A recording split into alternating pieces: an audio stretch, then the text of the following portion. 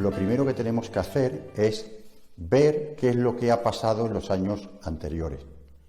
En los precedentes podemos tener un indicio claro de cuál va a ser nuestra factura fiscal. Y una vez que sepamos lo que ha pasado, deberíamos de hacer una proyección de lo que va a ocurrir en este ejercicio. ¿Para qué? Para que en definitiva tengamos qué va a ocurrir con el rendimiento que obtengamos, es decir, cuál va a ser nuestro rendimiento de la actividad. Conocido el rendimiento que podríamos tener, sabremos prácticamente cuál va a ser el impuesto, cuál va a ser la tributación. Y ahí tendremos que determinar qué opciones podemos tomar. Fundamentalmente, dos. O bien hacemos inversiones o bien hacemos gasto. Podemos empezar en ver qué necesidades de inversión tiene la farmacia. ¿Necesito mejorar los ordenadores?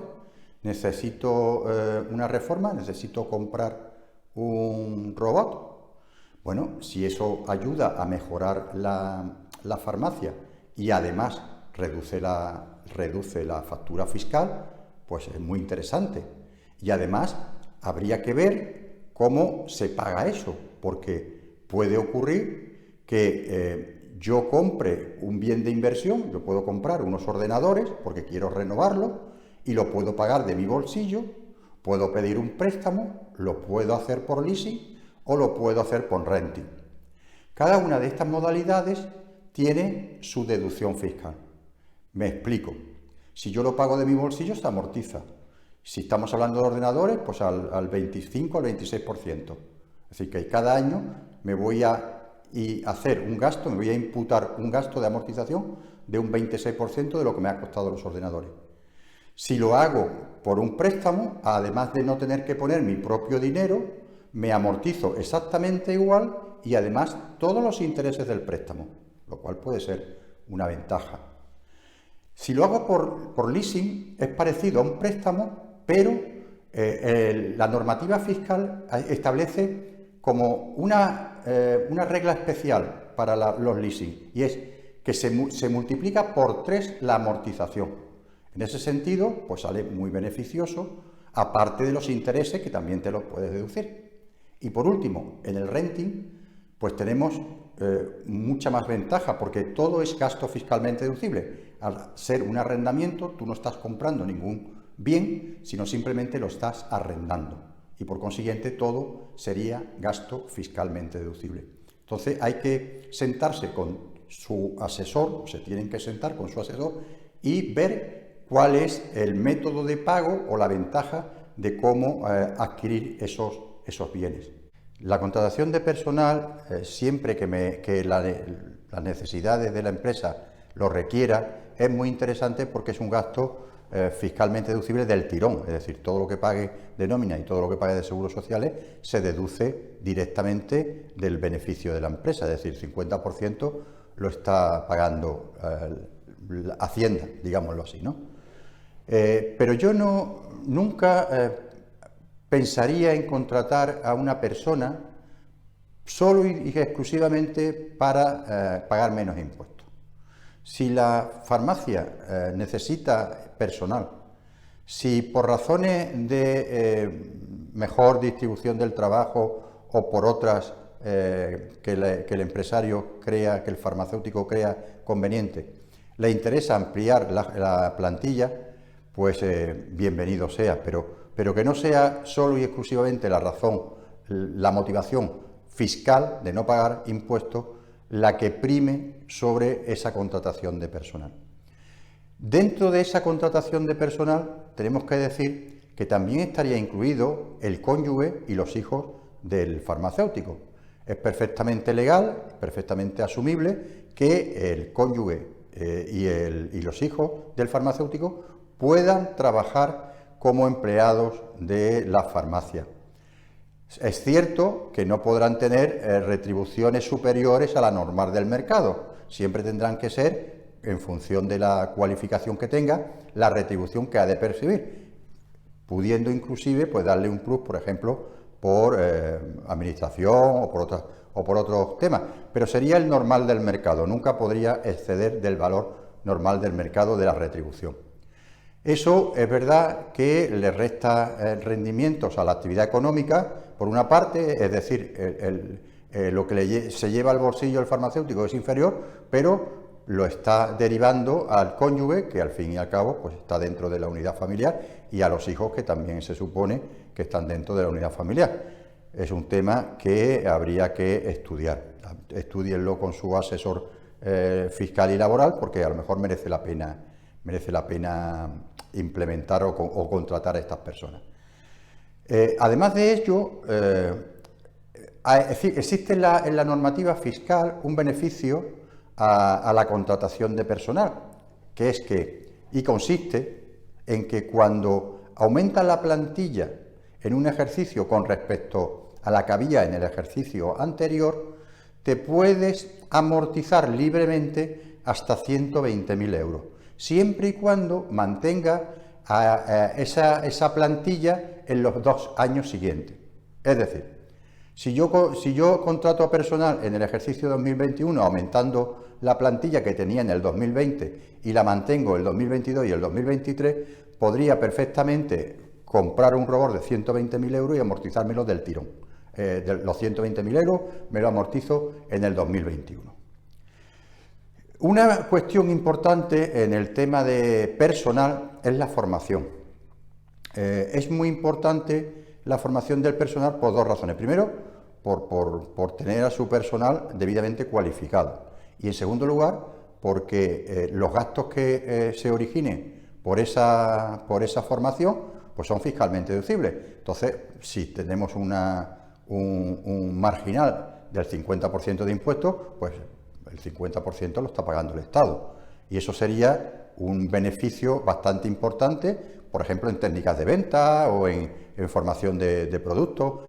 Si usted contrata una póliza de salud para su familia, para los miembros de su unidad familiar, sepa usted que se podrá deducir 500 euros por persona y año en ese seguro de salud.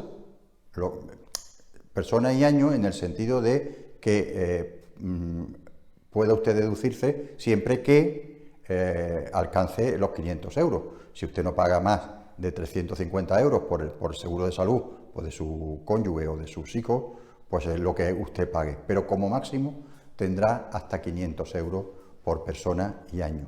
Y esto es un tema que en mi experiencia pues el farmacéutico no lo tiene en cuenta, lo contrata la mujer, el seguro está a nombre de la mujer, se le olvida dárselo al asesor, en fin, creo que es importante esas 2 cosas, que se contrate a nombre del farmacéutico, que incluya a la familia y ponerlo en conocimiento del asesor cuando haga la declaración de la renta.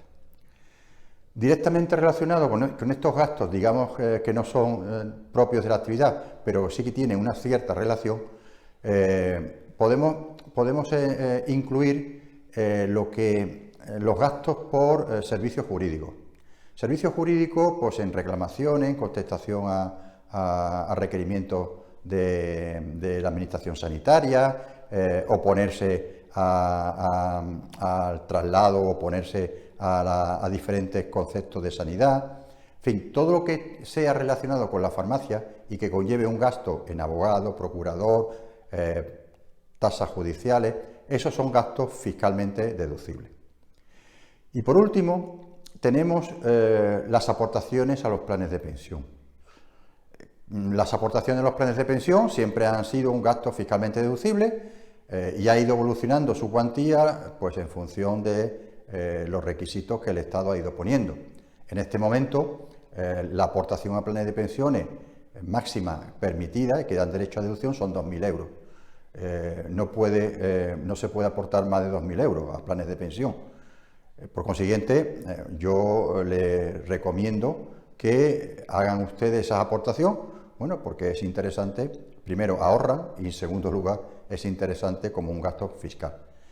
Íntimamente relacionado con este gasto de la aportación a planes de pensiones, con los requisitos que establece la ley en cuanto al límite de cuantía, no solo de los 2.000 euros, sino que también que no sea superior al 30% del rendimiento de la actividad económica, pero estamos hablando de rendimiento de más de 60.000 euros, por consiguiente, 2.000 euros, dentro del 30%, pues se entraría esos 2.000 euros. Pero también tiene la opción de aportar a planes de pensiones de su cónyuge. Una forma muy interesante de ahorrar en la factura fiscal es mediante la división de la actividad económica. Y cuando hablo de división de la actividad económica me refiero a la posibilidad de constitución de entidades en atribución de renta, es decir, comunidades de bienes, con cónyuges si son farmacéuticos, hijos igual si son farmacéuticos, para dividir lo que es esa actividad económica. ¿Cuál es el objetivo de esto? Pues si usted le cede el 30% a su hijo o a su mujer porque es farmacéutica, pues el 30% de los beneficios se imputarán a su hijo. Eso tiene un coste, y ese coste es que cuando usted le cede, le vende, en este caso, mi recomendación desde luego, si usted le vende un 30% a su hijo, pues hay una ganancia patrimonial, es decir, a usted se le genera una ganancia patrimonial. Pero si usted esa ganancia patrimonial o ese incremento de patrimonio que se le genera, su hijo se lo paga a plazo, usted irá imputándose cada año lo que le esté pagando su hijo, lo cual significa que de estar tributando al 50%, su hijo se va a amortizar el fondo de comercio, lo cual casi no pagará impuestos, y usted pasará de tributar al 50% a tributar al 23 o 21, dependiendo de cuánto le pague su hijo al año. Pues pasaría a tributar por la renta del ahorro. Eso, que es una operación que hay que equilibrar, deberían de verlas con su asesor, porque es muy interesante, muy interesante en tema de ahorro de impuestos, y además puede ser una forma de traspasar rendimientos a tipo general a rendimientos a la base del ahorro. En primer lugar, yo siempre aconsejaría que, si pueden, ustedes hagan la contabilidad ajustada al Plan General Contable. Los que facturan más de 600.000 euros es obligatorio, pero los que facturen menos de 600.000 euros es optativo. Pueden ustedes realizar una contabilidad fiscal que llamamos, que es unos libros de ingresos, unos libros de gastos y unos libros de bienes de inversión, y no llevan contabilidad ajustada al Plan General Contable, la contabilidad mercantil. Desde luego, lo que es indudable es que la contabilidad mercantil le da una información que no le va a dar los libros. Los libros no le van a dar ninguna información. La contabilidad sí le van a dar una información de las deudas, los proveedores, en fin, una información más exhaustiva de la situación patrimonial de su empresa. Por último, quisiera hacer dos precisiones. La primera es,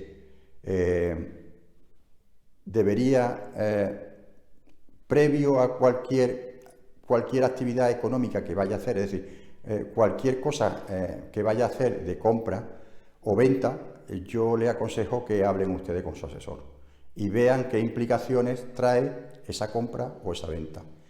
¿Qué se puede deducir, qué no se puede deducir? ¿Cómo se puede deducir más o cómo se puede deducir menos? Difícilmente, una vez que haya hecho la operación, nosotros podemos modificar las consecuencias que haya derivado de ello. Si usted ha vendido lo que sea, pues difícilmente nosotros ya no podremos hacer nada. Entonces, mi consejo es que antes de hacer nada, hablen ustedes con su asesor, que para eso está, para que a ustedes le asesore sobre las consecuencias fiscales de esa decisión que han tomado.